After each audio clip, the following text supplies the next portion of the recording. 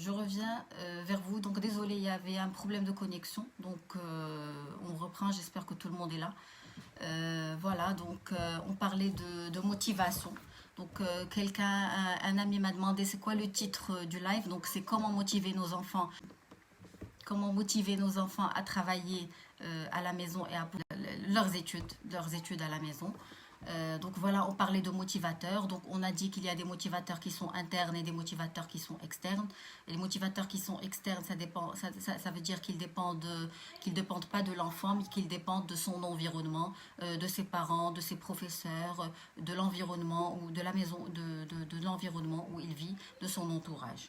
Donc ça aussi, il faut le prendre en considération. Il y a aussi la motivation qui dépend de l'âge. Donc un petit enfant, ou un adolescent ou un enfant de 20 ans n'ont pas les mêmes motivations. Donc ça dépend de l'âge, ça dépend de l'activité aussi.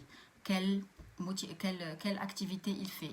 Un petit enfant, il va être attiré par des activités qui sont ludiques, par des activités où il y a beaucoup de son, il y a beaucoup de lumière, alors que d'autres enfants plus grands, ils vont être attirés par des activités, c'est-à-dire peut-être culturelles, peut-être donc ça dépend ça dépend de ce qu'ils aiment faire et de ce qu'ils n'aiment pas faire. Il y a aussi le moment. Le moment. Donc on est motivé par des activités au, au bon moment. Quand peut-être il y a des enfants, des enfants qui aiment travailler le matin, qui sont plus attirés par tout ce qui est, c'est-à-dire par tout ce qui est apprentissage. Pour eux, le matin est le meilleur moment d'apprendre, donc ils vont être plus motivés. Y a d'autres enfants qui préfèrent travailler l'après-midi, donc ça dépend du moment aussi. On va parler aussi, donc, Avant de motiver, il faut savoir une chose. Il faut savoir que il faut créer déjà une bonne ambiance à la maison pour que les enfants travaillent dans les meilleures conditions. Et il faut parler avec les enfants, il faut communiquer avec eux, il faut créer avec eux un engagement verbal ou écrit. Donc ça dépend des parents, ça dépend des enfants. Mettez-vous d'accord avec vos enfants qu'on est là pour avancer. On est là pour réussir tous ensemble. On est prêt à apprendre de nouvelles méthodes, de nouveaux outils de travail. Donc, comme on a dit sur la première vidéo, il a la volonté de progresser. Un enfant qui ne veut pas progresser ne sera pas motivé, même si on met à sa disposition tous les motivateurs. Il faut aussi lui promettre qu'on va utiliser avec eux un dialogue qui est positif. Un parent qui est positif, qui utilise une communication positive, donc va motiver mieux ses enfants. Il faut leur promettre d'utiliser avec eux aussi un comportement qui est bienveillant, c'est-à-dire on est là, on les écoute. On leur propose nos besoins, surtout pas quand ils en ont pas besoin. Voilà, donc on les écoute, on comprend leurs difficultés, on veut les aider, on veut trouver avec eux des solutions. Il faut encourager, il y a un point très important, c'est qu'un enfant, il a besoin qu'on encourage ses efforts. Pas qu'on encourage le résultat, pas qu'on encourage qu'il a répondu à un exercice juste, correct. Donc on félicite sur l'effort fourni, c'est très important. C'est le chemin que l'enfant va parcourir qui est important pour lui et qui va l'aider à l'état final. On doit établir avec eux des petites récompenses, mais occasionnellement.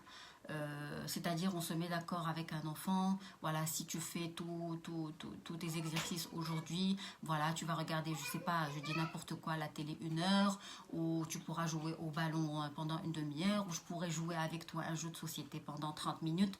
Donc, on établit des récompenses, on se met d'accord avec l'enfant sur ce qu'il aime, sur ce qu'il n'aime pas et sur ce qu'il veut qu'on lui donne en récompense, c'est-à-dire en retour par rapport à l'effort qu'il a fait. Le féliciter, c'est très important de féliciter l'enfant. Il a besoin de félicitations.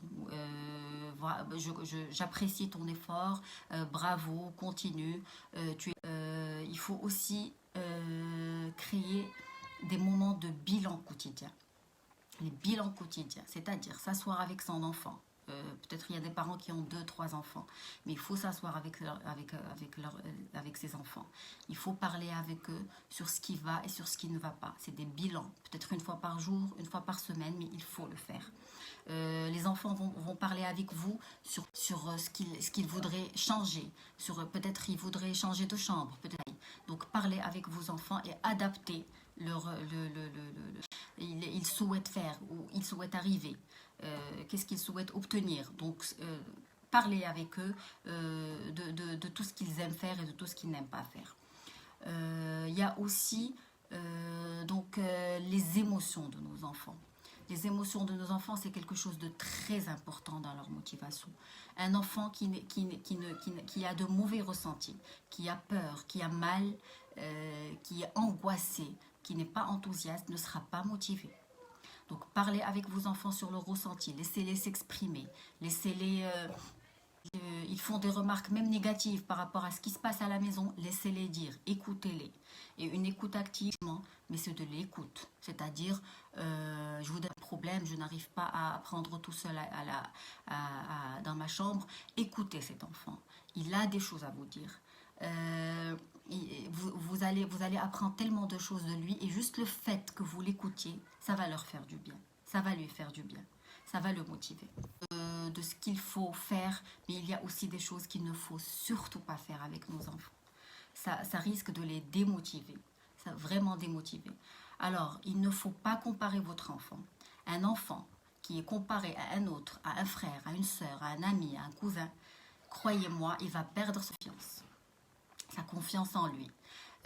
Chacun a ses efforts, chacun a sa manière de progresser et chacun a sa manière d'évoluer. Ne comparez pas l'enfant. Mettez-lui des objectifs, mettez-lui des défis et laissez-le se comparer à lui-même. Aujourd'hui, j'ai fait 5 exercices. Demain, je ferai soit pareil, soit plus. 6 exercices. Donc, laissez votre enfant se comparer à lui-même. C'est qu'il soit motivé. Ne l'obligez pas à finir son travail, surtout au début. Au début maintenant, donc il y a des profs qui donnent beaucoup d'exercices. Donc peut-être que l'enfant il va arriver à tout faire, mais peut-être qu'il va pas, il va arriver à laissez votre enfant travailler à son rythme. Encouragez-le, oui, certes, mais ne l'obligez pas à terminer son travail. Et surtout, ne l'obligez pas à être parfait. Le perfectionnisme, pour certains, un enfant quand on demande à un enfant d'être parfait, c'est qu'on lui dit t'as pas droit à l'erreur. Et un enfant, il a toujours le droit à l'erreur. Et l'erreur, c'est l'apprentissage. Quand un enfant tombe dans l'erreur, il se rétablit vite, il apprend vite. Et croyez-moi, les prochaines fois, il va se surprendre lui-même. Alors, ne demandez pas à un enfant de faire le travail selon vos attentes à vous. Voilà, je veux que tu fasses ça et que tu fasses ça. Non, parlez avec l'enfant, écoutez ses attentes à lui. Et laissez-le, c'est-à-dire voir les choses selon son point de vue. Ça aussi, c'est très important. Le point de vue des parents, de l'enseignant, du prof, de l'éducateur n'est pas le même point de vue que l'enfant. Laissez l'enfant réfléchir par lui-même, de se poser des réflexions, de se poser des questions, voilà, de faire le pour et le contre. Pendant les journées aussi, donnez l'occasion à vos enfants des moments de pause, d'avoir des moments de pause, des moments de détente. Il y a des enfants qui se fatiguent vite, il y a des enfants qui ne se fatiguent pas vite. Un enfant, quand il a besoin de pause, donnez-lui cette pause. Permettez-lui de prendre une pause. Peut-être qu'il va avoir une meilleure énergie pour retravailler, pour continuer son travail. Donc voilà, c'est tout ce qu'il ne faut pas faire. Donc je répète, ne comparez pas votre enfant. Ne l'obligez pas à finir le travail. Ne voyez pas les choses selon votre point de vue. Laissez-le voir les choses selon son point de vue. Et donnez-lui des moments de pause et de détente. Voilà. Donc il y a aussi... donc on a parlé des choses qu'il faut faire, on a parlé des choses qu'il ne faut pas faire, mais il y a aussi des astuces pour motiver. Je n'aime pas dire des solutions, parce que quand on propose à des enfants des solutions, c'est qu'on leur met tout sur un plateau. Et ça, ce n'est pas bien pour les enfants. Laissez les enfants trouver leurs solutions eux-mêmes.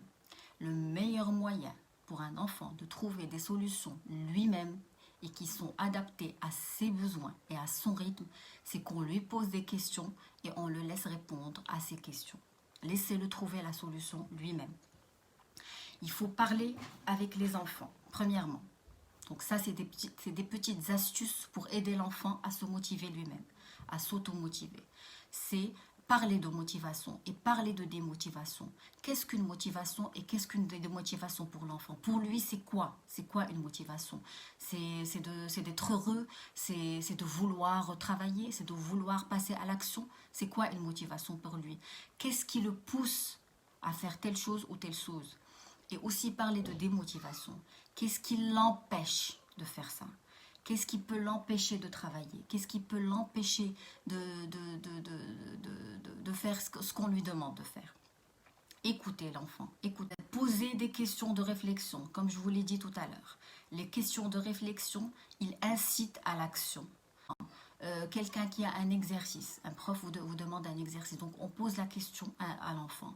À ton avis, pourquoi le prof te demande de faire cet exercice? Qu'est-ce qu'il veut de toi? Qu'est-ce qu'il veut que tu apprennes? Donc posez des questions de réflexion aux enfants. Ne jugez pas et ne donnez pas des solutions et des conseils.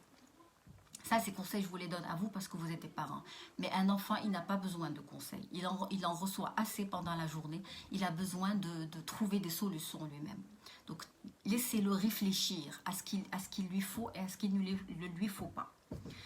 Alors, voilà, donc on a dit trouver des solutions avec l'enfant et par l'enfant. Et aussi, il faut le rassurer par rapport à une chose. Un enfant qui est démotivé, c'est un enfant qui croit qu'il ne va pas réussir. C'est un enfant qui croit qu'il est nul. C'est un enfant qui croit qu'il ne peut pas progresser. Et ça, il faut lui changer ce cadre de référence, il faut lui changer ses croyances. Il faut lui dire que chaque personne a des capacités illimitées. Tout le monde peut apprendre, tout le monde peut progresser et tout le monde peut évoluer. Même si on sent des difficultés aujourd'hui, demain, avec l'entraînement, on dépassera ces difficultés. Et tout le monde peut y arriver.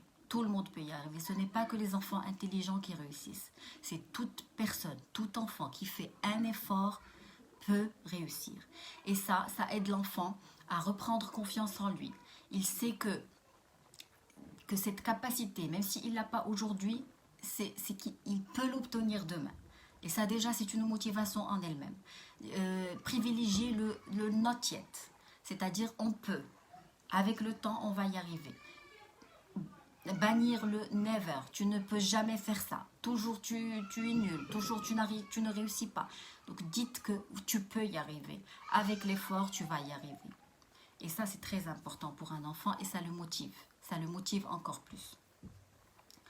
Alors, donc ça, c'est des astuces qu'on a dit pour motiver. Donc, c'est des choses qu'on peut instaurer au fur et à mesure. Un enfant, chacun son rythme, ce n'est pas évident pour lui. Donc, donnez-lui le temps d'apprendre, donnez-lui le temps de changer, donnez-lui le temps de s'adapter au changement. Alors, tout enfant, un jour ou l'autre, a réussi quelque chose. N'importe quoi. Peut-être qu'il a réussi à apprendre une petite leçon de français. Peut-être qu'il a réussi à apprendre une leçon de poésie. Peut-être qu'il a réussi à monter une échelle. Donc ça dépend de l'âge de l'enfant. Rappelez-lui ces petites réussites. Le fait de savoir qu'on peut réussir et qu'on a déjà réussi, déjà c'est une motivation. L'enfant, il sait qu'en essayant et en persévérant, il peut réussir. Il va dépasser ses difficultés. Voilà. Donc, proposer de l'aide. Proposer de l'aide, il y a des parents qui voient ça comme c'est-à-dire donner des solutions en plateau aux enfants. Mais proposer de l'aide, essayez de proposer de l'aide à la demande. Un enfant qui demande de l'aide, donnez-lui de l'aide. Mettez à sa disposition des choses qui vont l'aider. Peut-être pas vous, mais un outil informatique, peut-être un dictionnaire, peut-être une émission une émission à la télé qui va l'aider. Avec laquelle il va apprendre de nouvelles choses, mais mettez à sa disposition des choses qui peuvent l'aider, des alliés, peut-être un ami qu'il peut appeler de temps en temps c'est-à-dire pour s'expliquer, pour avoir des avis, mais proposez-lui de l'aide à la demande. Proposez-lui aussi des activités alternatives. Un enfant peut s'ennuyer, il peut commencer à travailler, mais à un certain moment, il peut s'ennuyer. Qu'est-ce qu'on peut faire? Donc, est-ce qu'on va lui dire « Non, pourquoi tu fais ça? Il faut que tu termines » croyez-moi, ça ne va pas le motiver à terminer, à continuer. Peut-être ce qu'on peut lui proposer, c'est des activités alternatives. Bon, je te propose de venir, on va faire 5-10 minutes de sport. Ça va booster son énergie, ça va changer son état d'esprit, comme on a dit tout à l'heure, son mindset. Il va peut-être, en bougeant, en passant à l'action, il va avoir de meilleures énergies pour continuer à travailler. Donc, donner des activités alternatives aux enfants pendant leur temps de pause. Ou bien quand ils s'ennuient. Un enfant, il s'ennuie. Le temps d'attention d'un enfant est beaucoup plus inférieur que celle d'un adulte. Il peut s'ennuyer en 20 minutes, 30 minutes, mais un adulte, vous savez tous que l'attention, elle peut durer jusqu'à 1 heure, 2 heures, 3 heures. Donc c'est pas la même chose pour les enfants. Le temps de concentration aussi, il varie d'un enfant à un autre. Laissez l'enfant s'autocritiquer. Posez-lui des questions sur ce qui ne va pas. À ton avis, pourquoi tu n'as pas réussi ça? Laissez-lui l'occasion de s'autocritiquer, de savoir qu'est-ce qui ne va pas chez lui, mais tout seul, selon lui, comment il voit les choses. Laissez-le être fier de lui. Un enfant qui réussit un exercice ou qui répond juste à quelque chose, à une problématique, donc demandez-lui toujours, est-ce que tu es fier de toi? Au lieu de lui dire « je suis fier de toi mon fils », demandez-lui « est-ce que tu es fier de toi ?» Et le fait qu'il soit fier de lui, il va s'en passer de nous de plus en plus. Il va créer une certaine autonomie, je dirais pas affective, mais une certaine autonomie de satisfaction par rapport à lui-même. Comme ça, il va s'automotiver lui-même. Donc on revient à la motivation, il s'automotive, il trouve ses motivateurs internes. Il se fait plaisir lui-même. Montrer le bon exemple. Un enfant qui ne voit pas le bon exemple à la maison, il ne va pas être motivé, il ne va pas faire ce qu'on lui demande. Un enfant, il fait ce que vous faites, il ne fait pas ce que vous dites. Vous pouvez répéter les choses 1000 fois. Pour lui, c'est pareil. Mais quand il vous voit faire quelque chose, quand il vous voit concentrer sur quelque chose, quand il vous voit réussir quelque chose, ça lui donne envie de réussir aussi. Donc, c'est le bon exemple. Vous êtes son miroir, un enfant. Vous êtes son miroir. Même si on veut négliger ce point, mais l'enfant, son premier miroir, son premier exemple, c'est ses parents. Alors, aussi d'autres astuces pour la motivation, c'est participer avec votre enfant, partager des choses ensemble, essayer de créer une énergie positive dans tout ce que vous faites ensemble. C'est très important. Un enfant qui voit une énergie positive, il va avoir l'énergie positive. C'est contagieux, une énergie positive. Jouez avec lui à des jeux de société. Peut-être répondez, asseyez-vous à côté de lui quand il fait ses exercices, même 5-10 minutes, ça va lui faire plaisir. Donc je pense que la motivation, donc on a tous compris que la motivation, ce n'est pas quelque chose d'acquis chez un enfant. Une motivation, ça s'acquiert. Ça s'acquiert. Une motivation, c'est avec des petites réussites que la motivation, c'est-à-dire ça cumule. Voilà, donc je ne sais pas, pour conclure, je voudrais dire que c'est l'effort, c'est l'action, c'est l'entraînement qui crée de l'énergie. Et la motivation, on a dit que c'est l'énergie. Pousser les enfants à l'action, pousser les enfants à réessayer, à se tromper, laissez-les se tromper et réessayer. Ils vont être motivés à se dépasser, à monter des échelles, à monter des échelons, à réussir encore plus. Et cette énergie, donc, elle va provoquer la réussite. Elle va provoquer de petites réussites peut-être qui les mèneront vers de grandes réussites. Et c'est quoi une réussite? C'est la réussite qui crée la motivation.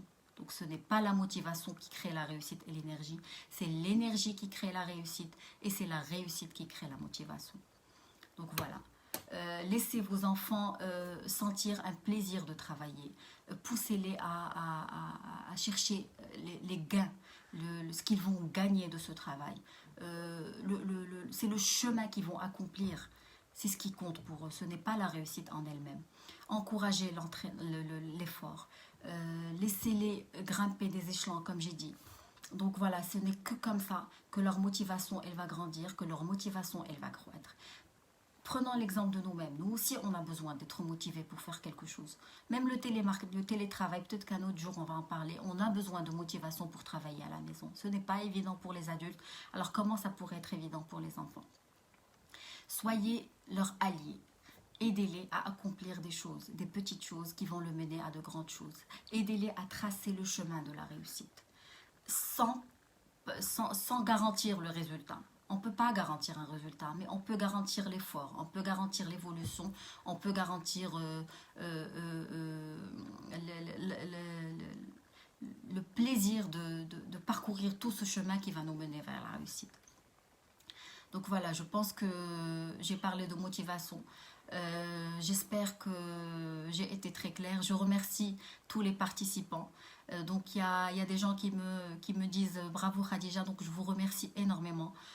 C'est vrai que c'était un premier live, donc j'espère que j'étais à votre écoute, que vous avez appris énormément de choses dans ce live. J'espère que ça vous a poussé à des petites réflexions donc avec vos enfants. J'espère que vous êtes mis dans la peau de vos enfants. J'espère que vous avez compris qu'on ne peut pas être motivé juste comme ça. Donc la motivation, ça se crée, la motivation, ça se travaille. Voilà, donc je ne veux pas être plus long que ça. Donc je vous remercie tous de votre attention. Je vous promets que je vais vous ramener de nouvelles vidéos avec de nouveaux sujets. Donc toutes vos questions sont les bienvenues. Je vais prendre tout le temps pour répondre à vos questions. Et je vous souhaite un excellent confinement. Tirez-en le maximum d'opportunités. C'est une opportunité pour tirer, pour tout le monde. Tirez-en le maximum de bienfaits. Profitez de votre famille, profitez de vos enfants, profitez du temps que vous avez pour apprendre de nouvelles choses. Et ce n'est qu'avec l'effort qu'on acquiert de la motivation. Voilà, merci à tous. Bonne soirée à tous.